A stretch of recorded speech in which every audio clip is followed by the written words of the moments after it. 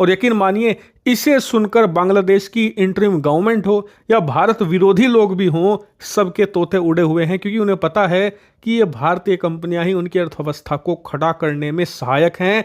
ये चली गई तो अर्थव्यवस्था का कोलैप्स निश्चित है। लेकिन बांग्लादेश अफगानिस्तान दूसरा अफगानिस्तान बनने जा रहा है। इसीलिए तो राजनाथ सिंह ने बांग्लादेश की बात की है ना, कि अनएक्सपेक्टेड वॉर हो सकता।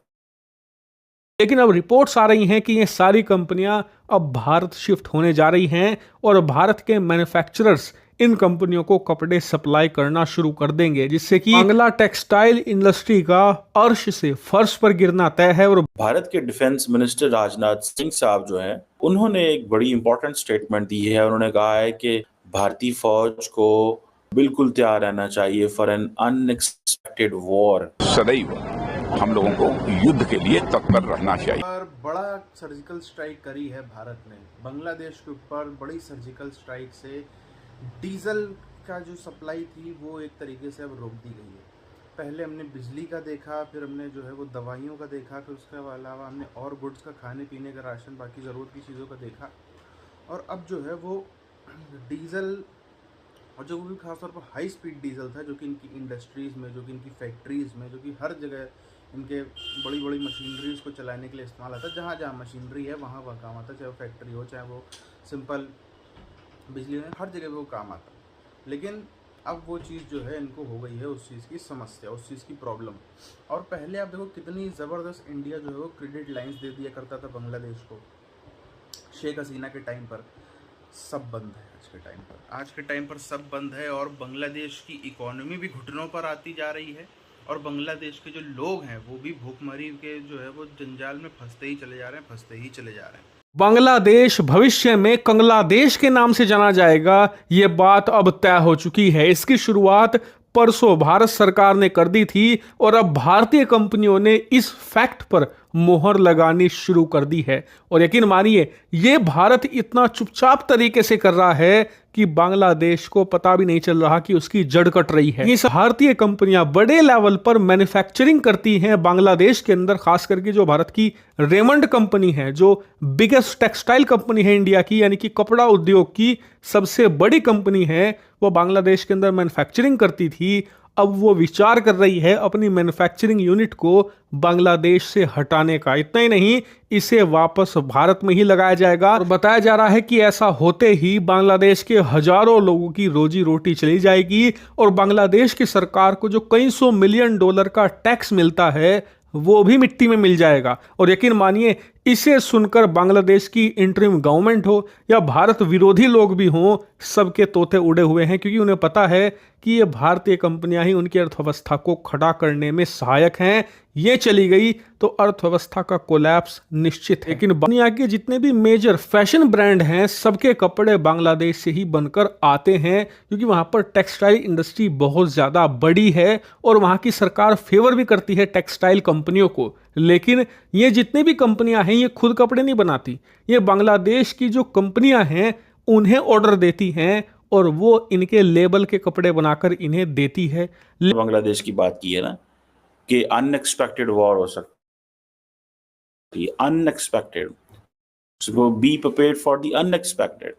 सो वो क्या समझते हैं कि जो बांग्लादेश की फौज है, कल को it can work for the Chinese? ये सवाल है।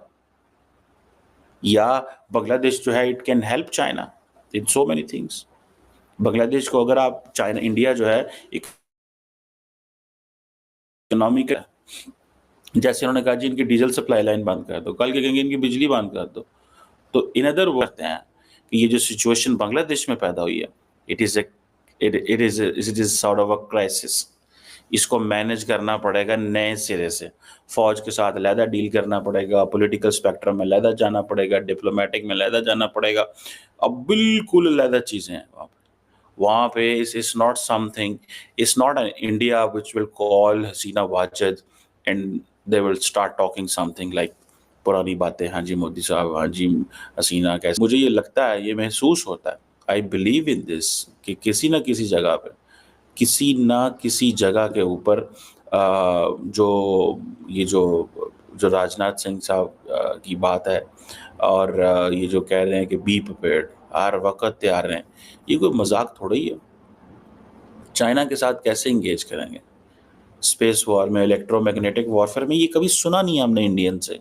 जंग तो उसका तो नहीं करते जो सन 71 लेकिन अब रिपोर्ट्स आ रही हैं कि ये सारी कंपनियां अब भारत शिफ्ट होने जा रही हैं और भारत के मैन्युफैक्चरर्स इन कंपनियों को कपड़े सप्लाई करना शुरू कर देंगे, जिससे कि बांग्ला टेक्सटाइल इंडस्ट्री का अर्श से फर्श पर गिरना तय है। और होता ही नहीं है, जो ये मछली वगैरह पकड़ते भी हैं समुद्र में, खुद खा जाते हैं।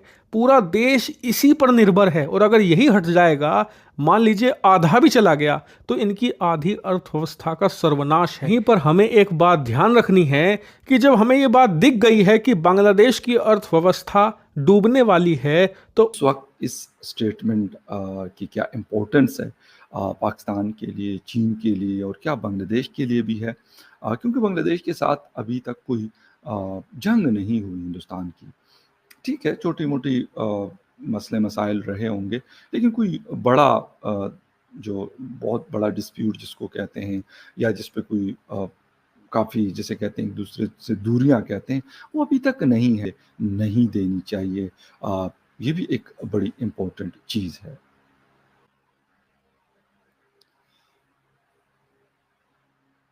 अच्छा जी, बात हम कर रहे हैं, एक तो डॉक्टर यूनुस ने क्या बोला है। वो कह रहे हैं कि जी जो मैडम शेख हसीना है वो मतलब इस तरह के बयानात और इस तरह की बातें वो ना करे इंडिया में बैठकर।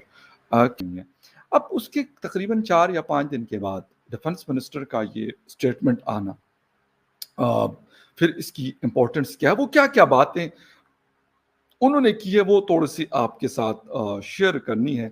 जो जॉइंट कमांडर कॉन्फ्रेंस रही है उससे उन्होंने एड्रेस किया है और ये लखनऊ में हुई।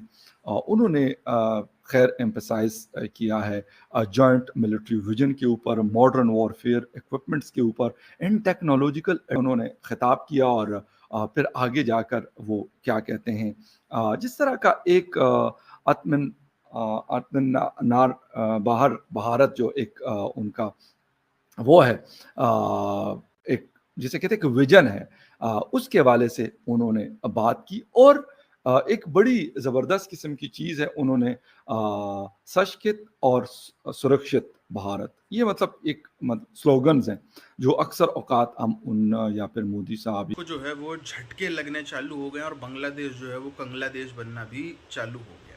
और क्यों ना हो, भारत ने सबसे पहले जो है वो बिजली सप्लाई रोकने का काम किया। फिर जो यहाँ से ट्रक्स भर भर के दवा जाती थी, खाने पीने का सामान जाता था, क्या क्या नहीं जाता था, सब कुछ जो है वहाँ पर हो गया स्टॉप। आटा जाता था, बहुत कुछ जाती थी चीज़ें जो कि बेसिक ज़रूरत की चीज़ें बहुत जाती थी, ख़त्म। बांग्लादेश के अंदर चाय पत्ती है, बांग्लादेश के अंदर मछली है, बांग्लादेश के अंदर कुछ जगहों पर चावल है। इसके अलावा बहुत ज़्यादा कोई ऐसी इनके यहाँ पर खाने पीने की सामग्री हो, बहुत ज़्यादा वो हो, तो ऐसा कुछ नहीं। आटा वगैरह ये सब इधर से जाता है, बाकी बहुत सारी चीज़ें, मसाले वगैरह जो हैं वो ज़्यादातर इधर से ही जाते हैं। बहुत प्रॉब्लम हो रही है बांग्लादेश को आज। और सबसे वो तो चलो जैसे फिर भी खा पी के गुजार लेंगे, लेकिन सबसे बड़ी समस्या है रोज़गार की। रोज़गार के लिए बिजली चाहिए, रोज़गार के लिए डीजल चाहिए। दोनों ही चीज़ें जो हैं वो जब होंगी तब मशीनरी चलेगी, क्योंकि इनके यहाँ पे एक बहुत बड़ी इंडस्ट्रियल बेस्ड इकॉनमी है। इंडस्ट्री होगी यानी कि फैक्ट्रियाँ होंगी, मशीनें होंगी बड़ी बड़ी, तभी उसमें आपका जूट होगा, तभी आपका जो है वो सारी आपकी प्रोसेसिंग होगी। क्योंकि जो ये आइटम बेचते हैं विदाउट मशीनरी को, इनका सॉफ्टवेयर का या इनका एआई का या टेक्नोलॉजी का इनका एक्सपोर्ट बिल्कुल ना के बराबर, बहुत कम है। इनका जो है वो हार्डवेयर का ही ज़्यादा है, और वो सब में भी खाने पीने का, पहनने का, ओढ़ने का, ये सब ज़्यादा है। और उन सब के लिए लगती है बिजली, उन सब के लिए लगती है ऊर्जा। ऊर्जा के लिए डिपेंड करता है ये भारत पर। ना बांग्लादेश के अंदर कोई पेट्रोल है, ना बांग्लादेश के अंदर कोई बहुत ज़्यादा कोयला है, ना बांग्लादेश के अंदर ऐसे कुछ रिसोर्सेज है कि बहुत ज़्यादा अपने आप में बिजली बना लें। तो तकलीफ़ तो हो रही है, और तकलीफ़ हो रही है तभी आज जो है वो भारत के सामने और तेज़ी के संग में हाथ फैलाते हुए मोहम्मद यूनुस की सरकार हम सबको साफ तौर पर नज़र आ रही है।